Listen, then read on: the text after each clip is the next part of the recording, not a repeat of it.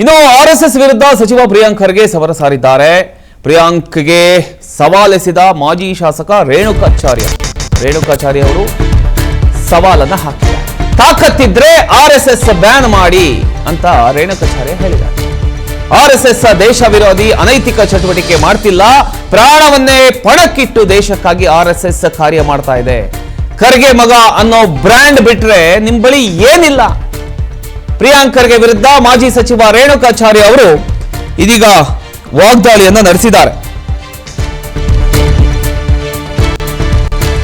ಚಟುವಟಿಕೆ ನಡೆಸ್ತಾ ಇಲ್ಲ, ಅನೈತಿಕ ಚಟುವಟಿಕೆ ನಡೆಸ್ತಾ ಇಲ್ಲ, ತಮ್ಮ ಪ್ರಾಣವನ್ನೇ ಒತ್ತೆ ಇಟ್ಟು ಅತಿವೃಷ್ಟಿ ಅನಾವೃಷ್ಟಿಯಲ್ಲಿ